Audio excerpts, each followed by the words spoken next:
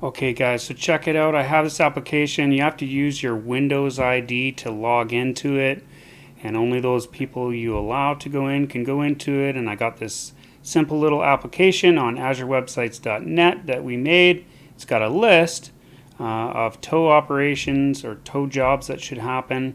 And when I click the list, I have some data fields on the right hand side that get nicely updated, and I can change the value of whatever's in that list. For now, we're doing text boxes this time around, so we're doing everything in text boxes.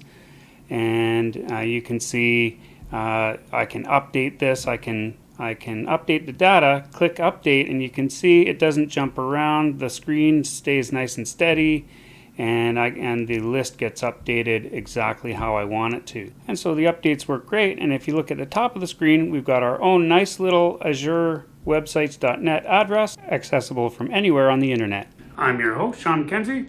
Thanks for joining once again on my channel on data engineering. In this episode, we go back to our WebForms playlist, and we're going to continue our exploration and programming of our tow operations, our tow truck operations form that we have already published into Azure, so it has its own website and everything.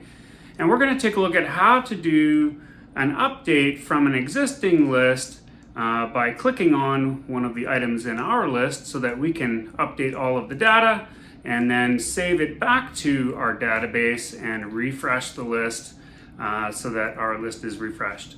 Let's get to it. Make sure to get on my Patreon VIP so that you can get in Discord and hang out with the rest of us. Okay guys, so this is where we left off last time. We had our nice little tow operations.azurewebsites.net in our little application that we built. It's sort of this shell that came out of our WebForms template, so it had some buttons on it and some other things, and we have some stock text that I changed, and you could see how that worked. And then we reached out to a little database that we made with a single table of some operational data for our tow truck operation. And what we eventually wanted to do was to be able to update this list now that we were able to display the list. And so if you didn't check out how to build that part of it, make sure you go back to the episode. The card appears above here. If you want to click on that and go back to the very beginning, you can do that.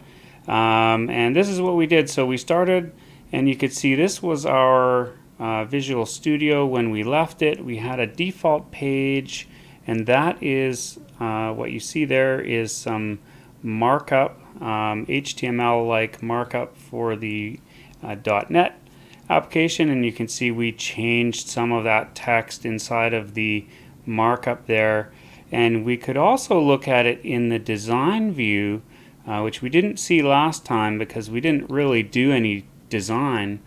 We just took the application as it came, and this time we're going to use the design view so you can get a bit more of a visual representation of what we are building here. And so as you can see, this is kind of a visual designer, and we can click on the items inside of the designer, including the little areas with text, and they correspond to the HTML that is on the source page, including the divs and the headers. And this is a grid view that we created on the page just by typing in a grid view in the previous episode, but the grid view at this point has no design or anything. And we created a refresh page, which basically all it did was call the same web page again so that the list would be updated. And so that's really all we did in our last time round. And what we're going to do this time is we're going to add some more design to it, and we're going to add some functionality. But this is what it looks like when we hit F5 in our Visual Studio. We can see that we're using the local host, so we're using that IIS Express that is included, and it reaches out and talks to the Azure SQL database that we had in the cloud. Now, I did do a video about how web form development works and how databases are connected to and all that stuff, and make sure you check out that video. The card is up above, so check that out and then come back here and you can finish this episode after you finish the first episode. So there's our default page, and every web forms page has a code behind page, and so just like we discovered last time, the code behind page has many of the events and things that you're used to seeing if you are a Microsoft Access developer already. Now if you're a VB6 developer, you'll also be familiar with these because that's very similar, and in this case we only have that one object on our page, the grid view, and so you can see we created this little bit of code here, and all it does is reach out to the database and connect and get a list of the tow jobs that are happening there, and we're using that tow connection, which is in our web.config, and then once we have that connection string, we're using the SqlClient here, which is a nice way to connect to our Azure database, and then we're creating a data set, creating our SQL string, which we did select star from our tow jobs table, and then we're using a data adapter, filling a data table, and then we're going to bind that table to our grid view in order to make it display, and then we're basically done. And that's all we did in the first episode. Was we created a default application that just came with all the default text in it. We changed a little bit of the text, and then we created a simple list on the page, and that was it. And so we also learned how to start the application in design mode, so we could start our web browser to test it out, and also how to close that and stop it from running and those kinds of things. And so today we're going to take a look at the design view, which you can see here, and we're going to take a look at changing some of these options here. And so as you can see here in design mode, this is a bit more of a drag and drop kind of environment. So you can see we've got buttons here, and we had some headers in our main content there, and then we have these three sections, the getting started section, and the get more libraries, etc., etc. And those three sections are actually all each in their individual div, as they're called in HTML, and so it's like a little section. You can read up on that if you like, but basically think of them as little areas that are discrete within your HTML application that have design properties that are generally set by the CSS file, which is the cascading style sheets. But we're not going to talk about any of that stuff today.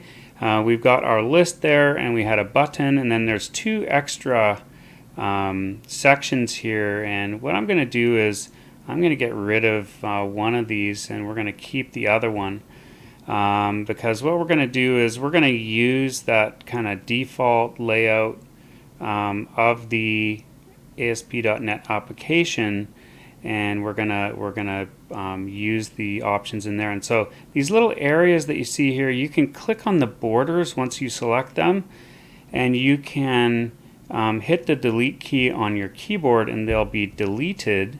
And so you can remove those by doing that. You can also do it right in the source page, which once you get used to it, the source page will be much easier for you to use, because it's very clear and easy to see where the sections begin and end. But you can see here we have two of these sections, and you remember how the website was displayed when it actually was rendered by the browser. Those sections were beside each other unless we squashed our browser down to a thin browser like a phone. Then they would stack on top of each other like you see there. But those are your divs there, and you can see that there's some divs inside of other divs, and those are basically, they're styled using a style sheet. We're not going to worry too much about that today, but just be aware that those are sections, and we can use that to our advantage. And so what we're going to do is we're going to narrow this down to 2 different sections. We're going to have our list of tow jobs on the left side of our page, and then the edit list on the right side, and we'll try that to start. We can rearrange it however we like once we program it, but just to get started, we're going to put our listing on the left and edit data on the right side, and then within the edit data section we're going to add, so I can just hit enter after that last one, and it will create a new P, which is paragraph, in our HTML, and we can just do it using individual little paragraphs. We're not going to get too heavily into the design here, but what we're going to do is we'll put our name heading, or our field heading, and then we'll put a text box just below it, and then we'll have a stacked list of text boxes that will get filled in when we select an item in our list, and so that will give the user a nice way to update data. And some of the data is in more of a memo type field or a big text field, and so it's not really great for modifying in the row, although we will explore that in a later episode, how to do that. So today what we're going to do is whenever a user clicks on an item in the list, the text boxes will be updated for them so that they can change it, and then they can go ahead. So I just clicked on the view menu there, and I went down to toolbox, and so you can see the toolbox appears just like in your Access application. If you're an Access developer or VB developer, or lots of applications have toolboxes, and I just grabbed a text box off of there and dragged it into the paragraph just below there, the P there under called in by, and now I can right click on that text box and I can go to properties, and you can see those properties will get displayed on the right hand side here. And so you can see, just like your Access designer, you can see that there's lots of different properties for a text box. You can set the back color and border colors and all kinds of stuff like that. And you can also set the text that's inside it, although we're going to let our user do that. But we do want to change the name of our text box to something that makes sense, because we're going to use this text box in a little bit of code. And of course, having a good name to call it by makes a lot of sense. And so we're going to call it txt called in by, and that is the first field in our list, if you remember correctly. And the next one is called driver, and I'll go ahead and I'll set that driver in the same way. I'll grab a text box out of the designer there, and then I'll go to the properties, and we'll just set that to the txt driver, and then we'll do the same for the following fields. And I'll jump ahead here just in the interest of time to the last field, the notes field, which I'll put onto this screen here, and you can see I'll call that one txt notes. And so now we have all of the text boxes for the fields that are in our list, except for the ID, because we're not actually going to allow the user to change the ID, and the ID is not something that they will use in the edit screen. And so you can do all kinds of things with your text boxes here. You can drag and drop the width of the text box. You can, like I said, you can set colors on there. You can multi-select some text boxes using the control key on your keyboard, and then drag and drop. You can also set some validations, so only allow so many characters and those kinds of things, which you can also check in your validation. We'll come to validation in a later episode, but for today what we're going to do is we're going to just sort of extend out our text boxes, and we will set the properties for those. And so 2 of these text boxes we're going to change to multi-line, so you can do that under text mode, and that's going to give you a much nicer text box to work with for larger amounts of data. So this is why we wouldn't really do this in the list itself, because we have a couple of big fields here that might have a lot of data in them. So we will extend those and give them some, some scroll bars and things like that. And so it's very easy to drag and drop, and it's kind of WYSIWYG, as we call it. What you see is what you get. And so the design of those text boxes is great. We can really use those. And I'm going to delete that button that is on the bottom, because we're going to put our own button in there that's going to say update on it. But now we should have all of the elements that we need in order to go ahead and start loading those text boxes so the user can edit the data. And so when we hit our F5 key on our keyboard, our application will launch, and then we'll get to see whatever it is that we created. And you can see that doesn't look very great. Look at that. Our tow listing and the edit data kind of override each other. And so that means that the style isn't really accounting for the wide list there with the list we have in the right. And so what we can do is we can go into the design and we can override the style for that one sort of little block that we see, that first section. And that's what we're going to do here. And so you can see we can click on that H2, and we're going to try to get just the outer boundary of that. You can see there. So now I've clicked on it, so you can see it's got div. It's got a style col-md-4, and so that is the little block that we're styling. And so what we can do is we can add a little bit of style to that by going on to the style for that item in the properties, and we can click on position, and then we can add a particular style that we want that will sort of override. Now this is a bit crufty. There's a better way that you could do it in CSS, but with point and click and using for your application today, I think this is a nice easy way of doing it. We added 50% there, so that means that it's going to be the 50% of the width of the screen. And so that's going to help us to make sure that the list gets pushed over, or the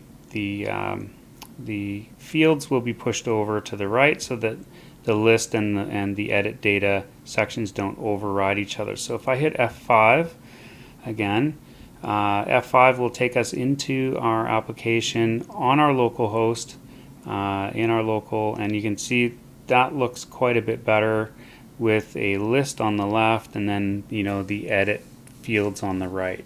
And so we've got a little bit of better use of the real estate on our screen here. And we've got a refresh button. If we click that, it just basically calls the same page, and then when the page is called, it refreshes the list. And so that's a good place to start. We've sort of got our list, and then we've got our fields on the right. We've got some IDs there down along the left side of the list. The fields look pretty good for now. We sized them and everything, and now we can close that, and that will stop that server there, and it allows us to go back and start making more changes. Now, one other nice little changes that we can make is to add some features to our grid view, and we can do that by clicking on the grid view. You can right click and go to properties if the properties is not available yet, and then we'll scroll around here. I'm going to look for the auto generate select button. That's the easiest way of getting a select button onto our screen here. We're going to do that. We're going to get the keys as well. So we're going to look, there's the key there. So we're going to set the data key names. So we'll set that to our tow ID. So that's the first thing that we'll do. So that's going to set the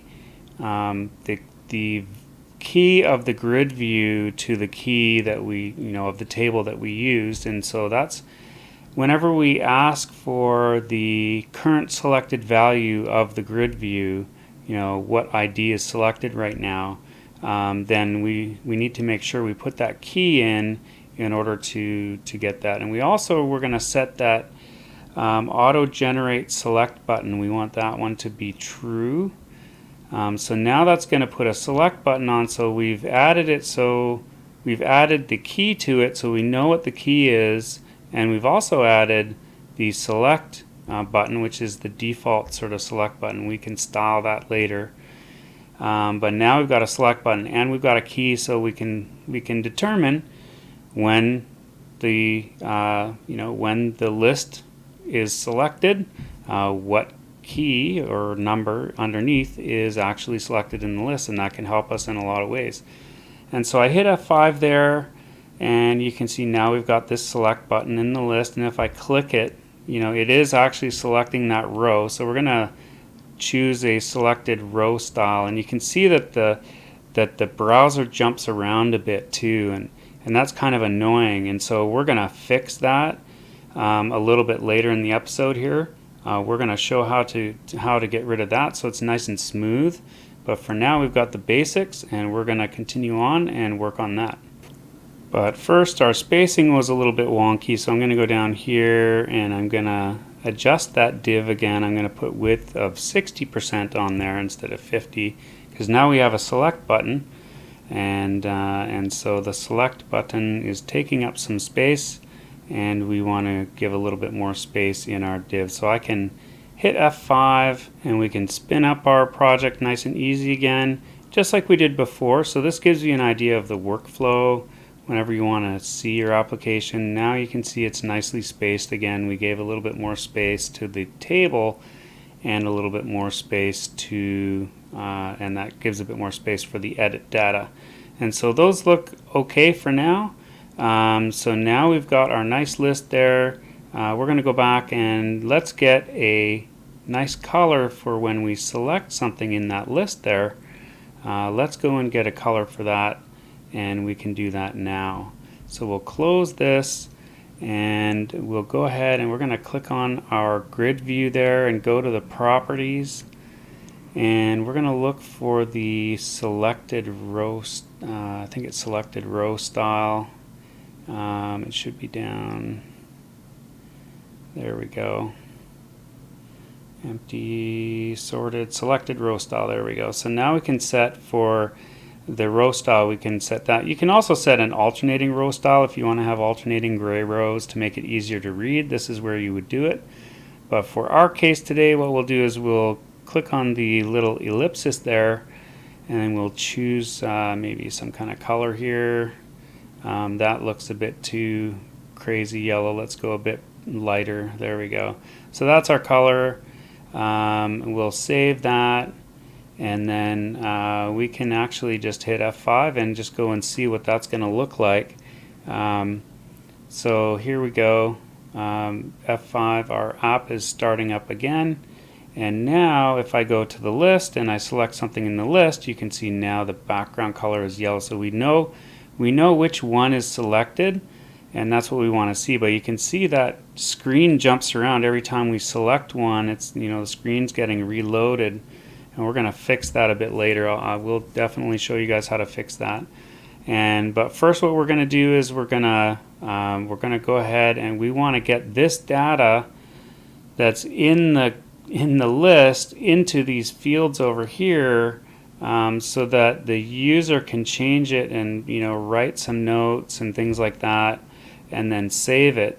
And so we can do that now. We're actually going to set that up because now we have a select event on our grid view, and if we have a select event available there, then we can choose an event from the grid view that can be fired off. So, and that means whenever this happens. So we're going to choose our grid view. That's our list. So we'll select that, and then we'll select the row selected event or selected row selection change. I can't remember exactly which one it is. It's in the list here. Selected index changed. So whenever the index changes on our on the grid view, that's going to fire off something back to, you know, the server for us so that we can cause something to happen. That's what an event is. It's kind of like when you click a button, that is an event. And so now we're going to have some code. Every time that the value that's selected in the list changes, we're going to run this code. And so we're going to load up our text boxes. That is what we're going to do when somebody clicks on our list. And so just like we did in our previous episodes, we are going to use our database because we will have the ID for our record. We would like to have the most recent update that's on that ID. And so we're going to go ahead and copy some of those commands that we had from before. We're going to reuse those in order to connect to our database, except this time we're going to change our SQL string to select a single row from the database, and we're going to basically put in the ID number of that row that we want, and that's going to be in our string there. Now you'll notice that it has an @ sign in front of it, and that means that that is a parameter, and so we're going to use a fixed SQL string, and we're going to stuff a parameter in there, basically the number, in a very safe way to make sure that we're doing our selection from the server using safe methods, using a parameterized query. And so what we're going to do is we're going to create a SQL command, and so we'll use an SQL command, and it's just going to be a new SqlClient.SQL command, and that'll be our SQL string there. This is a bit wordy. I'm doing the full syntax here. You can actually shorten that, but just for demonstration, here is our parameter. So we'll make a new parameter, and I'll do the full bit here as well. I'll say SqlClient.SQL parameter, and it's going to be a new SqlClient SQL parameter, and we're going to give it a name. That's the first argument, and it'll be the tow ID, and then the second argument we're going to stick in there is our data type. And so that's going to make our query nice and safe from SQL injection. So make sure you always use parameters when you're doing web-based programming. And so that gives us a nice little parameter to use in our query. And then from there, I'll just get a integer variable, and I'll load that with the value that is in the text box, the selected value, as the selected index changed. So we're going to get that value, and we know that it is an integer because we set the key value before we set that to the tow ID in that row. And then we can just go ahead and set the value of our parameter equal to that integer. And now you could shorten that as well. It is nice to load the integer variable. It's very good for troubleshooting. And so I like to load a variable so that if I need to, I can troubleshoot. We'll talk about that in upcoming episodes. But for now, we're just going to add that parameter onto our parameters collection there for the command. And so we do command object.parameters.add, and then our parameter object. And then from there, what we can do is we can create a data adapter that's going to fill our data table so that we can get the data from it. So the data adapter sort of does the work. It's going to go ahead and do the connection using the connection object, and get the data from the server, and it's going to fill the data table, which will be local in our code. So that's something for you guys to pay attention to, is that the data set that you see in this code is actually a data set that's local. And so you can almost think of it, if you're an Access developer, think of it as having an Access database in code running in this procedure, so you can add a whole bunch of tables to it, you can do queries on it if you want, and all kinds of stuff. You can make multiple data sets, you can do all kinds of things, and so the data set object is really handy. You get data out from some external source and then you suck it into your working code. Now you have data that's available as a data table, and so that's really handy. So what we did is we did our data adapter, and we said data adapter.fill, and then we filled the data set with the TTMP job name on it, and then we can set a variable TBL data for our table, which is called TTMP job, and now we've got an object that we can use. And this object is in our code. It's running. It's like a data frame if you're coming from the Python world. So you can iterate through it, you can do queries on it, you can filter it, you can do all kinds of stuff. And what we're going to do is we're going to get that first row, which is the 0 row. We know that this row exists because we've selected it in our list.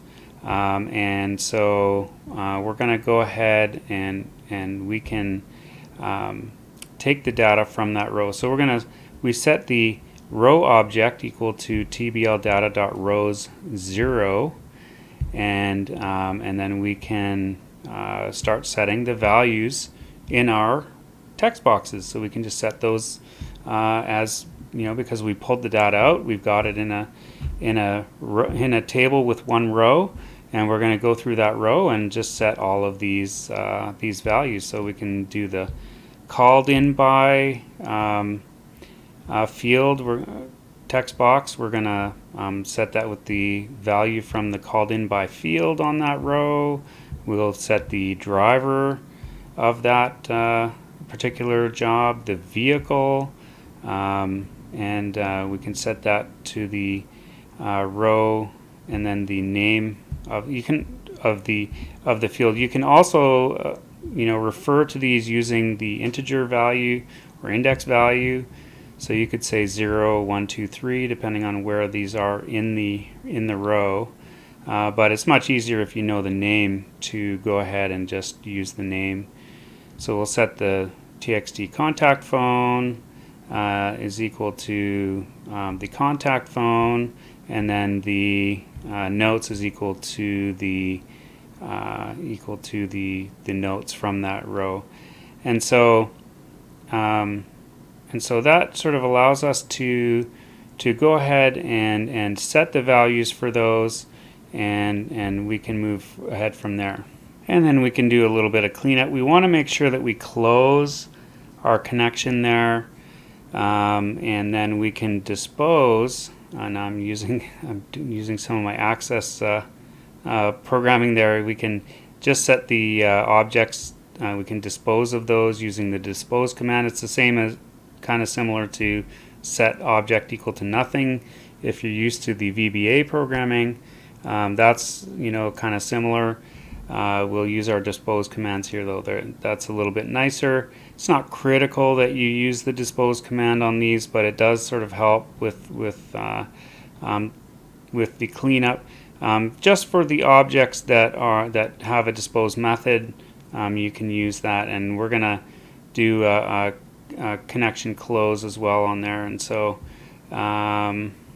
we can go ahead and take a look at the rest of this. Just going to look this over, and we should put our text on here. So whenever you call the text box, it's not like Access. I've made this mistake a million times. You do actually have to say txt called in by .text, txt driver.text. You do have to put that after each of your the text boxes that you're going to use there. So make sure you put the .text after each of your references in your code there. And while you're at it, it's also a good idea to put on some double quotes for concatenation of your row values, especially for text boxes. What that does is if there's a null value coming in from the database, then this will concatenate it into a 0, length string, which works very well when you try to put that into txtnotes.txt. If it's null, then you can get an error. So the concatenation forces it forces you to get a nice value, whether there's a value or not. And so we can hit F5 on there, and we can take a look at our list now. And so now we've got a list. Our form comes up, and now if we select something in the list, our list row goes yellow, and we can also see that our text boxes on the right hand side have been populated with the values from the list. And so if we wanted to, we can change those values. And so especially these big ones down here, you know, that might be a really long note or something like that, you know, that might not fit in the list on the right side there. You might want to shorten it or something like that, but not very easy for editing in the list, but you can edit it in a form, and that's great. Now you can see we still get that whenever we click on something in the list, you can see it jumps around because it's actually reloading the page. And so what we want to do is we're going to put in a little fix for that. But before we do that, we're going to get our update working. And so we can close that one for now. Now we've got a form that when we click the select button, the text boxes are filled with the values from our query that we did using the ID from the selected item. And what we can do now is we're going to drag a button onto our form, and we're just going to make that our update button, so we can go down and we can give it a name that makes sense. So we're going to call it CMD update for command button, and then the text on it we're going to change to update, so that whenever we click this button, it will update the database with the values that are in the text boxes. Now we are not going to cover validation today. We will cover that in an upcoming episode on WebForms. But today we are just going to get it working so that it will update the database with the values from the form. And so we're going to choose that button and then the click event like we saw just there. And then you can see it generated a subroutine there that handles that click event. And that is exactly what we want to see. So now we can put a comment at the top, you know, updates the row with new values, and it also saves it in the database in case, you know, 20 people are using this and they look at the list. But just like we did last time, we're going to select a few rows of code that we're going to take from our previous procedure there. We're going to use those again. We can reuse those. Just the connection object and things like that. We'll go back down to our new update procedure that we just created, and we'll plunk those in there. And that's going to get us our connection string for the database. So that's the connection parameters. Where's the database? You know, who's logging in, all that stuff, which we set up in our last episode. It gets our SQL connection and our data set ready, and then our SQL string, which we're going to change to an update statement. So we are going to make an SQL update statement that will update all of those values from what we see in our text boxes, and we're going to do that using this parameterized query again. So we're going to have a bunch of parameters in our string here, and so you're going to see here also you're going to learn how to do multi-line strings here. So when I put the ampersand at the end of that row creating the string, and then on the next row I have more double quotes specifying a string, that's going to put all those together, and it makes it nice and easy to read for, you know, other developers. So you don't create this super long string. You can break it onto multiple lines, and then it's easier to read. And so we're going to say set called in by equal to at called in by, which is a parameter, driver equal to at driver, which is a parameter, vehicle equal to at vehicle, etc., etc. And each of those are a parameter that we're going to load, and then we're going to append to our command object so that we have a fully parameterized query with data types and everything when we go ahead and update our database. And that's going to make it a lot safer in case somebody tries to put something like, they might try to put in called in by, declare a variable and then delete all the data from your database or something. They can craft an entry into the web form in such a way that it will do damage to your system or whatever. So you want to make sure you use those parameters. If you have seen dynamic SQL before, this is not the place to use it, especially anything to do with stuff that's online. You want to make sure that you're using a fully parameterized query, and we will use that today. So we're going to do everything with parameters. We've got our tow ID on the end there. That's going to be the where. That's going to be the integer value that comes from the list that we selected. And so after we've made our string, we'll make the command object, and that's going to be SqlClient.SQL command instead of select command like we did last time. And we'll put in our string and our connection object to create that, and then our parameter for called in by, we're going to create that as a new SqlClient.SQL parameter, and we can set the name for that just like we did before when we used the select. We're going to use our name. We're going to say at called in by. That'll be our parameter name, and then we're going to specify the DB type for that.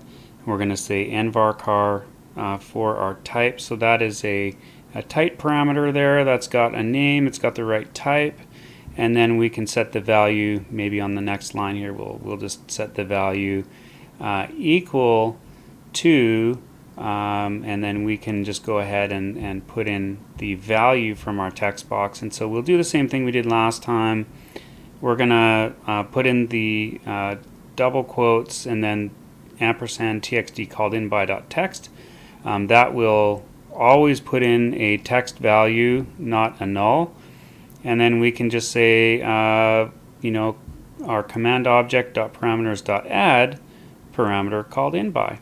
And that's exactly what we want to do. And so we'll go ahead and we're going to do that same kind of procedure same process for each of the other parameters here. And so that's going to make it nice and tight. You could actually make this shorter by creating a procedure to do some of this work, but I think for today it's very nice and clear for especially for new programmers in this area to just sort of see in a linear way how these get added. And so we're going to add each of those parameters. It's going to get the value of the text box, put it in the parameter for each of those, and then that's going to really help us to update our database. And so in the interest of time, I jumped ahead here, and that's what it looks like when it's completed. You've got all of your text boxes there with some values, and we'll put the last parameter in, and if you guys know what that is the tow ID, because we actually need to only update the row where the ID is equal to that ID that we selected. And so this is going to allow us to create that parameter. It's our last parameter here, and it will be a different type from the previous ones. This one we'll call at tow ID, and then we'll give it the DB type integer. and so that's going to create that new parameter. We can set the value of that parameter in our next step here. We can say our toe ID parameter dot value is equal to the selected value from our grid view, and so so that's got the selected value. That's going to return an integer, and so we are good to go there. All we need to do now is add that parameter to our command object, and then we will be good to go. So we'll do command object.parameters.add and then our toe ID parameter. And that's really going to be awesome. That sets up everything we need. We'll do an open command on our connection that we created earlier.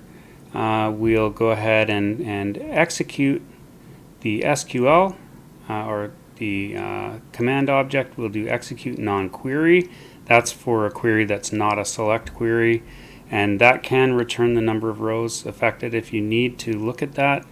But we're just going to execute that, and then we're going to close the connection, and that will be our update. And then we can we can dispose of some objects just like we did before, and we should be good to go. So here we go. We'll have a look through, make sure we didn't make any spelling mistakes there. We'll close that up and save it. I am going to show you how to put some error traps on this before we finish today. But just for now, we're going to hit F5 and open that browser. There we go, and it has opened to our application, and now you can see, now if I click on an item in there, you can see the yellow is highlighted and we have the values in the screen on the right. And now what I can do is I can type in some other information. We'll say this one's over by Koala Junction near Dano Street. And this is an abandoned car, and apparently they are out of gas. And we can look at our data here. So we made some changes, and we're just going to hit that update, and you can see it did not actually update our screen here, and so that's the first thing. But it did send the command. So if I hit refresh here, you can see, oh, it did actually update the database, but it did not update our table on screen here, and that's because we need to do one more update. We're going to force an update at the end of our procedure, so we can definitely do that. So I can select a different row here, and I can do up in Moneyton by the bank, or something like that, and I can hit update, and that will get updated. It doesn't get updated right away in our list though, so when I hit refresh, oh, there we go, it does have the update there. So what we need to do now is we need to do the next step, which is to put that refresh at the end of our update procedure. And so we can close the browser there. That'll stop the IIS Express that's going there. And how can we update that? Well, it's very, very simple. We don't actually have to do much coding for that because we already programmed a procedure that does an update. And the only thing is we put that procedure in our page load. So every time the page loads, it's updating that table. So what we're going to do is we're going to cut that entire procedure out, and we're going to reuse the code, and we're going to make a new subroutine. We're just going to call it refresh list, and we'll paste in that entire procedure that we had for our page load.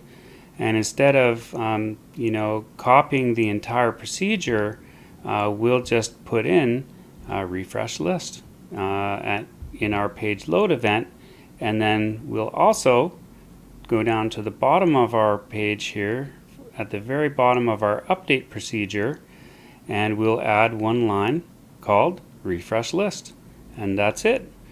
So now we should see, when we update our table, we should see, or when we update the the fields on the page there, the controls, we hit the update button, we should see the list refresh as well.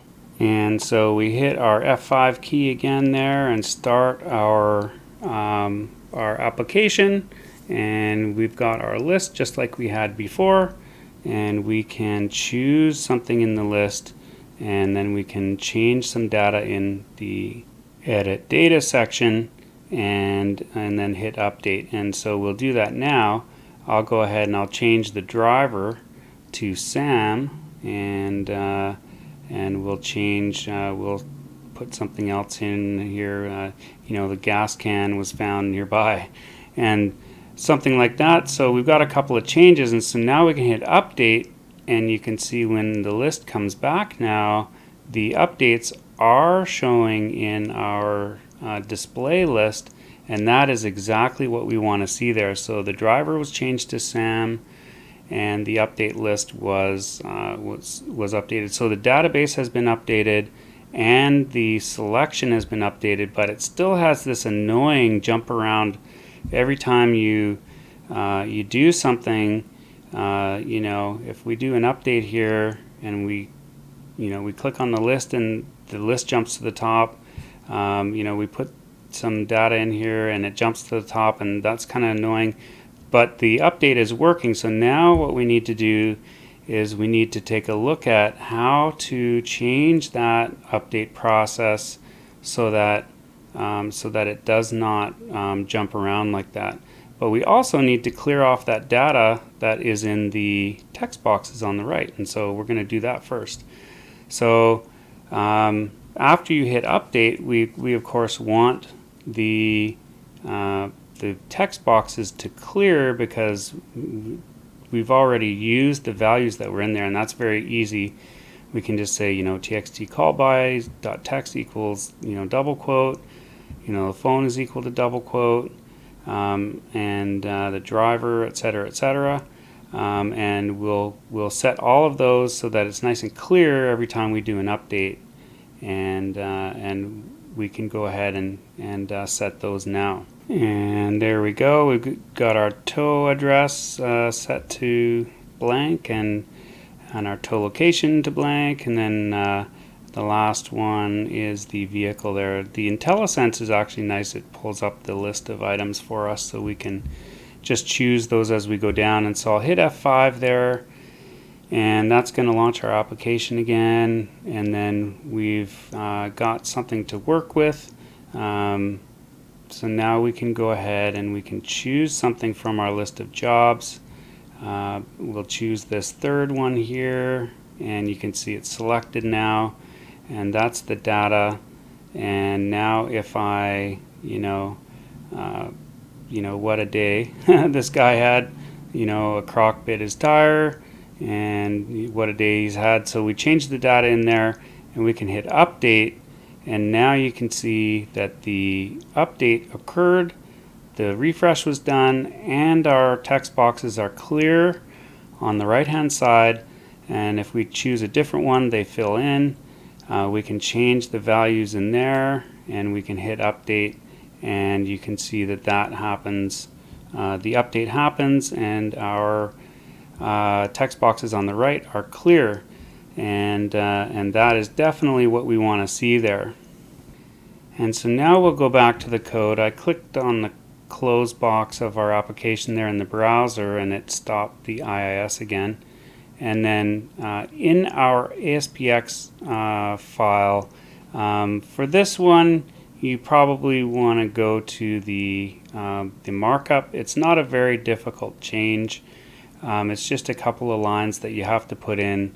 And everything that's inside of this content today, what we're going to do is we're going to put an update panel. So you can see when I do that tag there, it creates the end tag. And so everything between those tags is going to be in the update panel.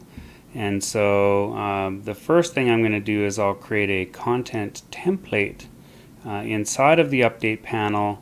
And then I can take these last two tags and I can take and paste them at the very bottom of our, just before the content, end of the content there.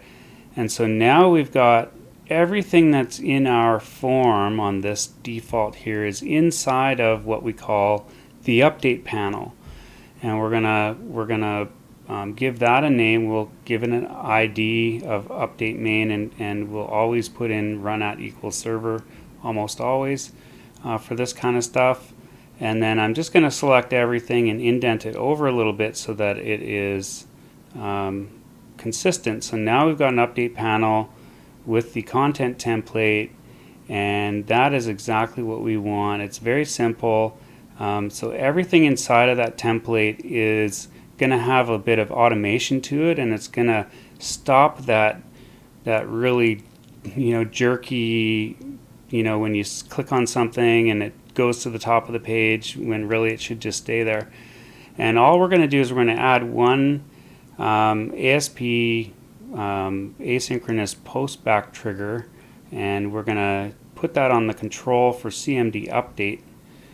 So in the command update, so whenever that fires, that's going to fire something in the update panel, and the whole page is going to update without doing that, the round trip to the server and everything.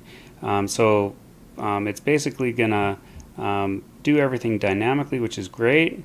That is exactly what we want to see. So now if I hit F5 and I click on something in the list here, hopefully this won't go to the top of the screen.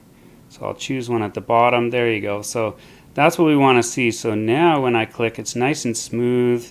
The page does not do a full reload like it did before. And so if I change some data here, if I put in some other values here, and I change, change some value in the notes, now we won't see that refresh that happens. We'll just click it, and you can see now everything is updated dynamically, and it looks really great. And so if we click on select, you can see that the action is very smooth, and it just updates the controls on the right side without, jumping to the top of the screen or flickering or anything like that. And so if I move up and select another item in the list there, the Toyota Land Cruiser, I can type in Ferrari instead and hit update, and you can see the screen didn't jump there, and now we've got Ferrari in the vehicle for that row. And so we can click on a different list and change the name of the driver and so on and so forth, and hit update, and that list is working great. And that is exactly what we want to see for our update process. So if I close the browser again, the next thing I'm going to show you guys, this is kind of an additional thing, definitely something you want to do. We're going to create a label which has no text in it, generally speaking, unless you put some in there. So it's kind of invisible. It doesn't show up like a text box, and we're going to put one right at the top of our page, and we can put it outside of our update panel. That's just fine because it's just a display, and we're going to use that to display things that happen in our app that maybe feedback to the user, or if we get an error or something like that. Because what we're going to do is on each of our procedures, we're just going to do this few lines here. We're going to put that try catch block, which will auto fill there, and then cut and paste the last two rows there to the bottom. So you can see I put try at the very top, put catch EX as exception. That was auto generated when I put in try and I hit enter. And this is just gonna do something if we get an error and the program's gonna crash and give an error to the server or to the browser. We're going to take that message instead of crashing the program. We're going to just show that message at the top of the page. So if there's, maybe the database is not running or something like that, or maybe there was some crazy entry into a field that wasn't caught by validation, and we tried to do an update and it didn't work and it gave an error. Then we can catch all of those things, all of the unforeseen things. We're going to we're just going to basically exit what we're doing, what the application is doing at that point, and we're just going to put in a little text entry that will show at the top of the page in case something happens. Now you can also use that status label, if you have, if you want to say updated or whatever, or system ready or whatever, you can also use it for that. And what does that look like if you get an error? Well, I caused mine to get an error by turning off the SQL server, and then I tried to load my application, and this is what it will look like. And so you'll get some kind of message at the top. Instead of your program just crashing and giving you an error with the yellow screen from ASP.NET, you can catch your errors and you can put them as a message to the user. We will cover some error handling in a future episode. Make sure to comment below if you're interested in that. Then the next thing I want to show you guys is what we do next, and that is, of course, to publish everything that we've done out to our Azure website, our Azure application, and we do that by doing build and then the publish selection, and that will give us this screen. And as we did in our previous episode, you can hit publish there, and it will publish it out to your Azure App Service, and it will basically launch it as soon as it's done. So I am just going to let that go. It published successfully, you can tell there, and now I'm accessing the internet and the Azure websites.net, and as you can see, I had to put in my Windows username there, and there is our application. We have everything we want. If we click on a row in there, you can see it has the nice action where it's nice and smooth. It just loads it on the right hand side.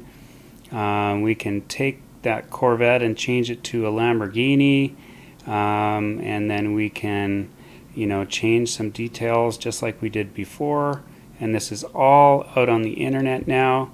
And we can hit update, and you can see it updates that row there nice and smooth.